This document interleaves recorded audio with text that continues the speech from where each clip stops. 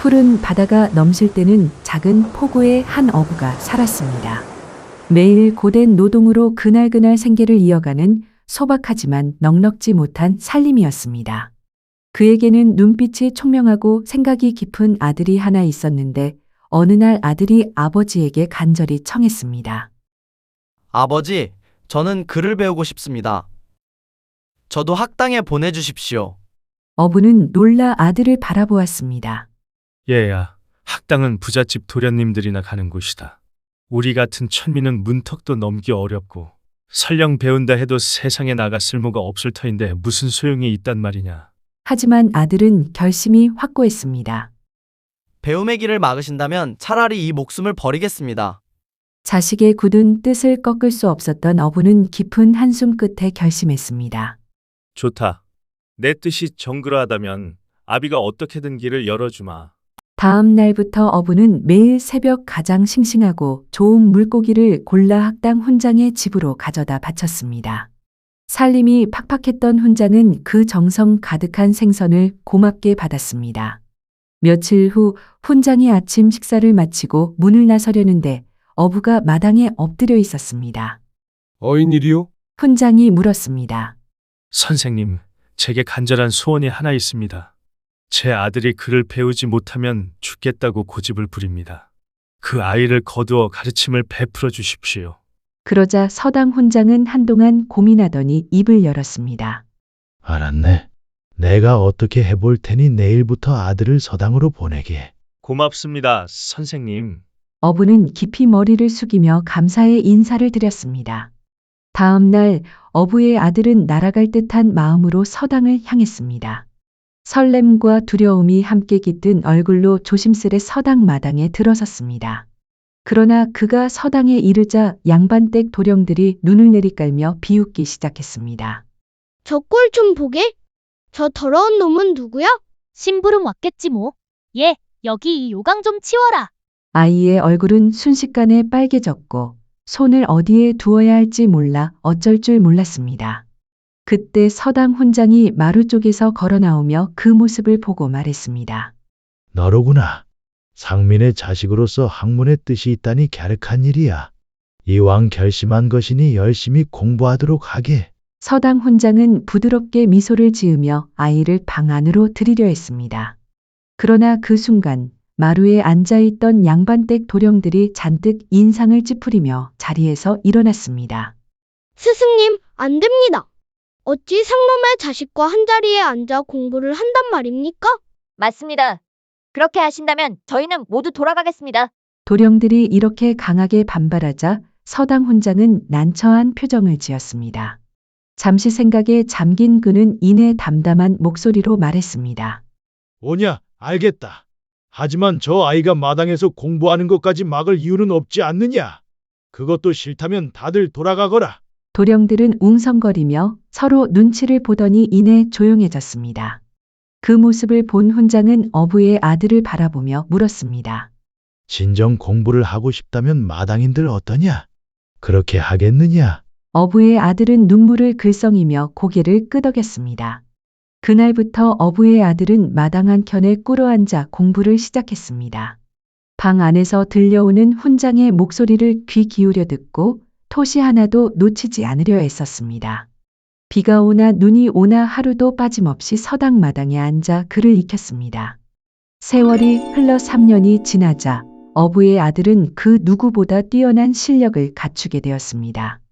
양반 도령들은 물론이고 심지어 스승인 훈장마저도 그의 학문을 능가하지 못했습니다. 그때 나라에서 과거를 시행한다는 방이 붙었습니다. 오랫동안 공부를 해온 양반 자제들이 모두 과거를 보러 준비를 서두르고 있었습니다. 어부의 아들도 그 소식을 듣고는 마음속으로 결심했습니다. 이번 기회에 나도 과거를 보아야겠다. 그는 곧장 훈장을 찾아가 고개를 숙이며 말했습니다. 스승님, 저도 과거를 보고 싶습니다. 훈장은 잠시 그를 바라보다가 부드럽게 말했습니다. 그래, 내 실력으로 보면 급제가 분명하네. 다만 신분 때문에 받아들여질지 그게 걱정이로구나. 아버지의 걱정은 더 컸습니다. 상놈의 자식이 과거라니 그게 무슨 말이냐? 무슨 화를 당할지 모른다.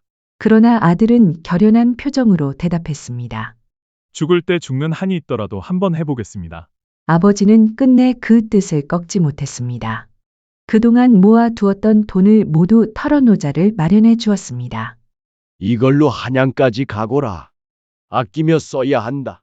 하지만 그 돈은 돌아오는 길은커녕 가는 길에 쓰기에도 턱없이 부족한 금액이었습니다. 그래도 아들은 감격스러운 마음으로 고개를 숙였습니다. 고맙습니다, 아버지. 그는 괴나리 보찜을 메고 먼 길을 향해 걸음을 옮겼습니다.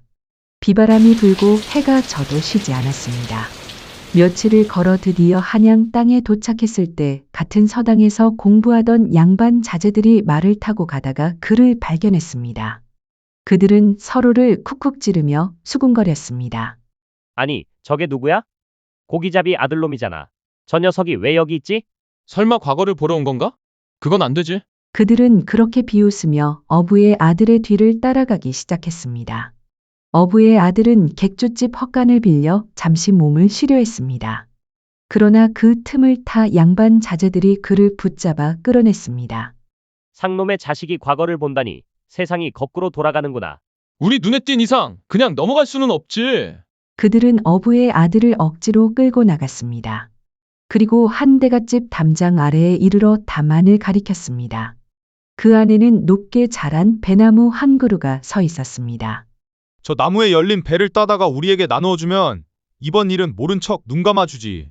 그것은 어부의 아들을 도둑으로 몰아세우려는 비열한 꾀였습니다. 그 사실을 모를 리 없었지만 어부의 아들은 그들의 손에 떠밀려 담을 넘을 수밖에 없었습니다. 결국 그는 배나무에 올라가 배를 따기 시작했습니다. 그때 대갓집 안쪽에서 하인들의 목소리가 들렸습니다. 저기 누가 배나무에 올라갔다. 도둑이다. 양반 자제들은 담장 안으로 향해 소리친 뒤 재빨리 도망쳐버렸습니다. 그 대갓집은 나라에서 큰 벼슬을 맡고 있는 정대감의 집이었습니다. 그리고 배나무가 서 있는 곳은 정대감의 딸이 거처하는 별당뜰이었습니다. 그날 밤 별당에서 술을 놓던 정대감의 딸은 창밖에서 이상한 소리가 들리자 고개를 들었습니다. 밖을 내다보니 달빛 아래 누군가가 배나무 위에 올라가 있는 것이 보였습니다. 대감의 딸은 놀라서 바느질을 멈추고 뜰로 내려섰습니다. 그녀는 하인들을 보내고 조용히 나무 아래에 다가가 말했습니다. 당신은 누구십니까? 어부의 아들은 당황스러운 표정으로 나무에서 내려왔습니다. 그의 옷은 남루했고 얼굴에는 먼지가 묻어 있었지만 눈빛만은 곱고 맑았습니다. 정대감의 딸은 조심스럽게 사연을 물었고 어부의 아들은 지금까지의 일을 차분히 이야기했습니다. 이야기를 듣던 대감의 딸은 그를 유심히 바라보았습니다. 비록 행색은 초라했으나 언변이 곱고 말투에는 기품이 느껴졌습니다. 그녀는 잠시 생각하더니 미소를 지으며 말했습니다. 과거를 보려 한다니 어디 한번 실력을 시험해 봅시다. 정대감의 딸은 어부의 아들을 별당 안으로 안내했습니다. 그녀는 붓과 종이를 내놓고 시제와 운자를 불러주었습니다. 어부의 아들은 잠시 눈을 감고 생각하더니 붓을 들어 빠르게 글을 써 내려갔습니다. 그의 손놀림은 단정했고 글씨에는 힘이 있었습니다. 얼마 지나지 않아 시 한 편이 완성되었습니다. 정대감의 딸은 그 글을 읽어보고 감탄을 금치 못했습니다. 훌륭하군요. 한두 군데를 빼면 흠잡을 데가 없습니다. 이만하면 장원급제도 가능하겠어요. 그녀는 몇 자를 짚어 수정해 준 뒤 잠시 아들을 바라보며 말했습니다. 하지만 이런 옷차림으로는 시험장에 들어가기도 전에 쫓겨날 겁니다. 그녀는 곧장 옷장으로 가서 깨끗한 선비의 의관을 한 벌 꺼내어 건네주었습니다. 어부의 아들은 옷을 갈아입었고 그 모습은 마치 명문가의 도령처럼 변했습니다. 정대감의 딸은 흐뭇하게 미소를 지으며 상자 하나를 열었습니다.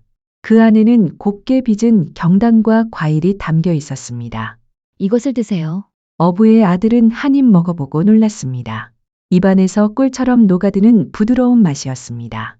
밤이 깊어지자 그는 공손히 인사했습니다.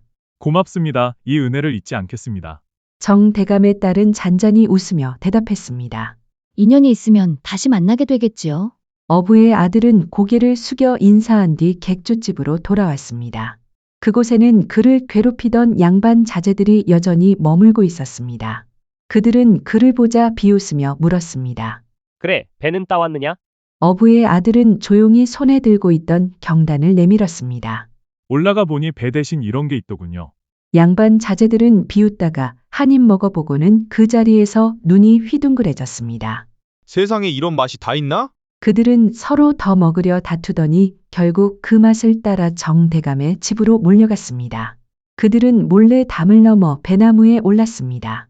마침 그때 야순을 돌던 대감댁 하인들이 그 광경을 목격했습니다. 도둑이다! 하인들이 달려와 그들을 붙잡았고 양반 자제들은 꼼짝없이 관가에 끌려갔습니다. 그들은 과거는커녕 옥에 갇혀 오랫동안 빛을 보지 못하는 신세가 되고 말았습니다. 시험 날이 되자 어부의 아들은 마침내 과거 시험장으로 들어갔습니다. 방방곡곡에서 몰려든 수많은 양반댁 선비와 도령들이 시험장을 가득 메우고 있었습니다. 마침내 과거 글의 시제와 운자가 내걸렸습니다. 어부의 아들이 그 제목과 운자를 살펴보니 뜻밖에도 전날 정대감의 딸에게서 받았던 것과 다르지 않았습니다. 그는 자신 있게 붓을 들어 글을 써 내려갔습니다. 붓끝에는 망설임이 없었고 그의 글은 곱고 힘찼습니다. 잠시 후 그는 누구보다 먼저 글을 제출했고 마침내 당당하게 장원으로 뽑혔습니다. 시골에서 올라온 젊은 도령이 장원 급제를 하자 새로운 인재가 나타났다며 대궐이 떠들썩했습니다. 정승과 판서들이 앞다투어 사위를 사무려 했습니다. 그중 한 대감이 제일 먼저 글을 점 찍었고 사양할 틈도 주지 않고 곧바로 사위로 정했습니다. 혼례는 서둘러 진행되었고 그가 예를 다해 색시를 맞이하고 나서야 깜짝 놀랐습니다. 그 신부는 다름 아닌 전날 달빛 아래 배나무 아래에서 만났던 그 대감의 딸이었습니다. 두 사람은 놀람 속에서도 미소를 지으며 손을 맞잡았습니다. 이제 그는 세도가 높은 대감의 사위가 되었고 현명하고 품격 있는 아내를 얻었습니다. 하루하루가 꿈같이 흘렀지만 그의 마음 한켠에는 여전히 시골에 부모님이 자리하고 있었습니다. 고향에 계신 아버지, 어머니를 어떻게 모셔야 할까? 그는 날마다 고민에 잠겼습니다. 결국 그는 스승께 편지를 썼습니다. 한양으로 오시라는 말을 담아 아버지에게 자신의 소식을 전해달라고 부탁했습니다. 그 무렵 바닷가 마을의 어부내외는 아들을 한양으로 보낸 뒤로 하루도 마음이 편할 날이 없었습니다. 과거를 보고 돌아올 때가 훨씬 지났는데도 아무런 소식이 없자 두 사람은 불안한 마음으로 나날을 보냈습니다. 아이고, 우리 자식은 죽었는가 살았는가 보내지 말고 붙잡았어야 했는데. 그때 서당의 훈장이 어부를 불러 조용히 말했습니다. 아들을 만나려거든 한양에 올라가게. 이 주소로 가면 될 걸세. 어부는 그 길로 짐을 꾸렸습니다. 아들이 좋아하던 메밀떡을 한아름 짊어지고 험한 길을 걸어 한양으로 향했습니다. 수많은 산과 강을 넘고 비바람을 견디며 마침내 목적지에 닿았을 때 그의 눈앞에는 웅장한 대궐 같은 대갓집이 서 있었습니다. 담장은 높고 소슬대문은 위풍당당했습니다. 어부는 감히 문을 두드릴 엄두를 내지 못하고 문 앞에서 이리저리 서성였습니다.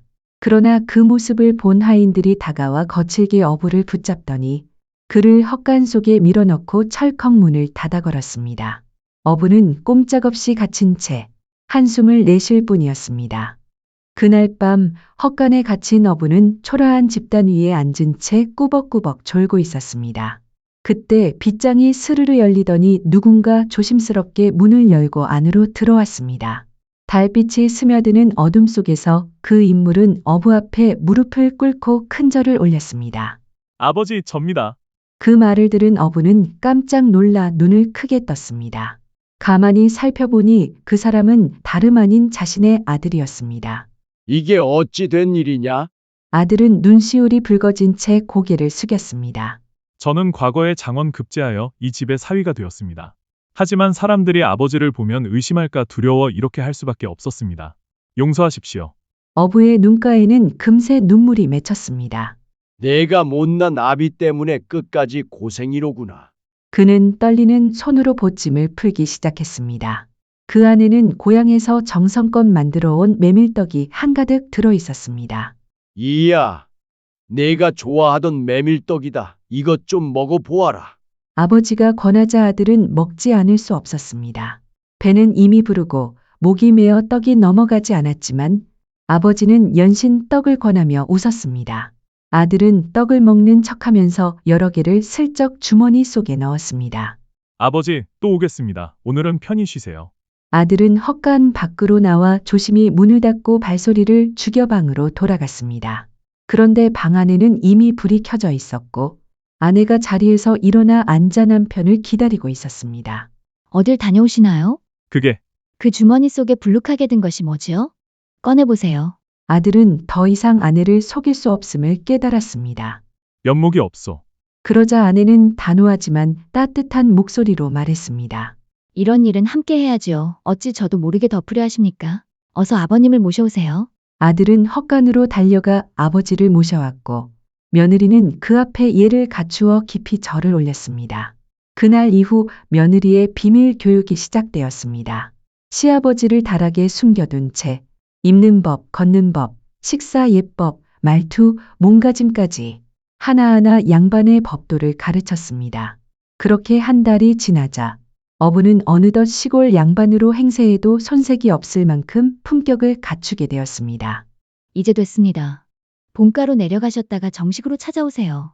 며느리가 그렇게 말하자 어부는 그녀가 가르쳐준 대로 고향으로 내려갔습니다.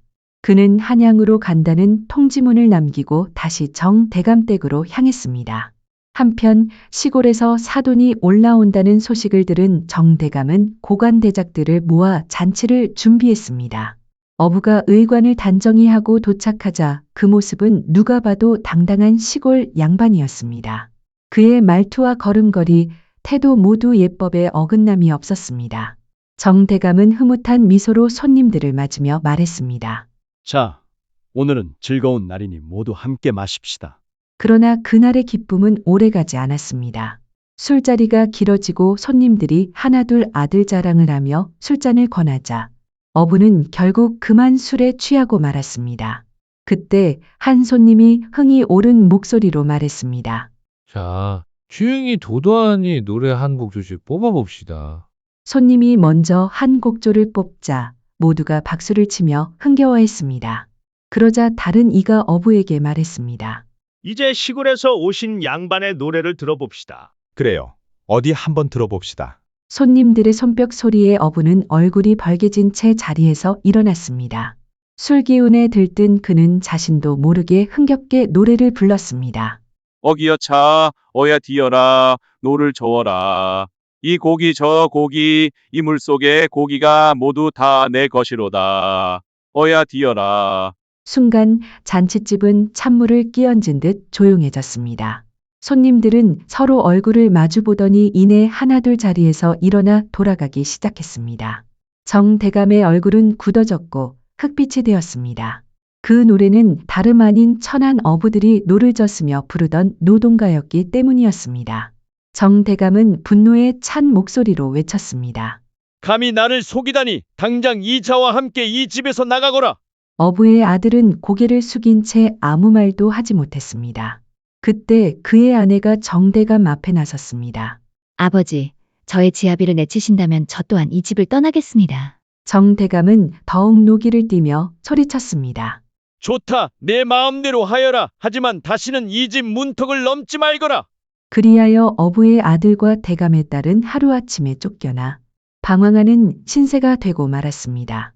한양 장안을 벗어나 시골을 향해 걷던 그들은 지친 발걸음으로 어느 큰 객주집에 들렀습니다. 그곳은 여관뿐 아니라 넓은 땅과 재산을 가진 부자의 집이었습니다. 그 부자는 우연히 어부의 아내를 보고는 그 미모의 마음을 빼앗겼습니다. 그는 교활한 미소를 지으며 어부의 아들에게 내기를 제안했습니다. 나와 바둑을 한 판 둡시다. 내가 지면 재산을 전부 드리리다. 그럼 내가 지면요? 그때는 당신 아내를 나에게 넘기시오. 어부의 아들은 놀라며 손을 내저었습니다. 세상에 그런 무도한 내기가 어디 있단 말입니까? 그런 말은 거두시오. 그러나 그 이야기를 들은 아내는 조용히 남편에게 말했습니다. 응하세요. 반드시 이길 방법이 있습니다. 남편은 끝내 고개를 끄덕였고 그렇게 두 사람은 각자의 전부를 걸고 바둑 내기를 하기로 했습니다. 시합은 한 달 뒤로 정해졌습니다. 그 한 달 동안 아내는 남편에게 바둑을 가르치기 시작했습니다. 그녀는 정대감의 딸로 조선 최고의 바둑 실력자 중 한 명이었습니다. 밤마다 등불 아래서 남편은 그녀에게 수를 배우며 점점 실력이 늘어갔습니다. 한 달이 지나자 그는 더 이상 어부의 아들이 아니라 고수의 품격을 지닌 선비가 되어 있었습니다. 한 달 후 드디어 많은 증인들이 지켜보는 가운데 내기가 시작되었습니다. 부자는 여유롭게 웃으며 바둑돌을 놓기 시작했지만 생각만큼 만만치 않았습니다. 어부의 아들은 침착하게 수를 이어갔고 시간이 흐를수록 판세는 점점 그에게 기울었습니다. 깜짝 놀란 부자가 정신을 차렸을 때에는 이미 승부가 기울어 있었습니다. 결국 어부의 아들은 보기 좋게 부자를 물리치고 부자의 재산을 차지하게 되었습니다. 앞으로 이런 터무니없는 내기는 하지 마시오. 그는 정중히 인사하며 부자의 재산 절반만을 받았습니다. 그것만으로도 나라에서 알아주는 부자로 살아가기 충분했습니다. 부자가 된 어분의 가족은 대감의 딸의 지휘 아래 산 좋고 물 맑은 고을에 너른 집터를 잡았습니다. 그들은 99칸의 대저택을 짓고 집 안에는 웬만한 저수지보다 더 큰 연못을 팠습니다. 연못에는 갖가지 물고기를 풀어넣고 물 위에는 작은 배를 띄웠으며 연못 옆에는 풍류를 즐길 수 있는 멋들어진 누각을 세웠습니다. 이윽고 대감의 딸은 친정에 편지를 띄웠습니다. 아버지, 부디 한번 들러 지난 오해를 푸시고 즐거운 날을 함께 하시길 바랍니다. 정대감은 처음에는 그 편지를 무시했지만 같은 내용의 편지가 몇 차례 더 오자 점점 호기심이 일었습니다. 그래, 어디 한번 어떻게 사는가 보자. 정대감은 말을 타고 딸의 집을 향했습니다. 그가 도착해 본 사돈댁은 한양에서도 보기 드문 웅장한 저택이었습니다. 전에 분명 고기 잡던 어부였는데 이게 어찌 된 일인가? 그가 문을 들어서자 더욱 놀라운 광경이 펼쳐졌습니다. 뒷뜰에는 커다란 연못이 있었고 그 옆에 누각에는 술상이 차려져 있었습니다. 악사들이 사면 육각을 올리며 흥을 돋우고 있었습니다. 그때 연못 위에 배에서 노를 젓던 어부가 정대감을 향해 인사했습니다. 사돈 어른 어서 오시지요. 아, 예. 이렇게 풍류를 즐기며 지냅니다. 제 노래 한 자락 들어보시겠습니까? 그는 노를 멈추고 흥겹게 노래를 부르기 시작했습니다. 어기어차 어야 디어라 노를 저어라 이 고기 저 고기 이 물속의 고기가 모두 다 내 것이로다 어예 디어라. 정대감은 손으로 무릎을 치며 감탄했습니다. 옳거니 내가 이걸 모르고 오해했구나. 세상에 이런 풍류가 다 있단 말인가.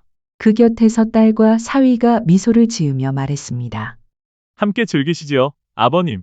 그날 정대감은 사위의 집에서 마음껏 풍류를 즐긴 뒤 서울로 돌아갔습니다. 얼마 후 그는 조정의 여러 대감들을 데리고 다시 사돈댁을 찾았습니다. 그날 저택에서는 큰 잔치가 열렸습니다. 대감들이 술에 취해 흥이 오르자 모두 어부의 선창을 따라 함께 노래를 불렀습니다. 어기여차 어야 디어라 노를 저어라 어야 디어라.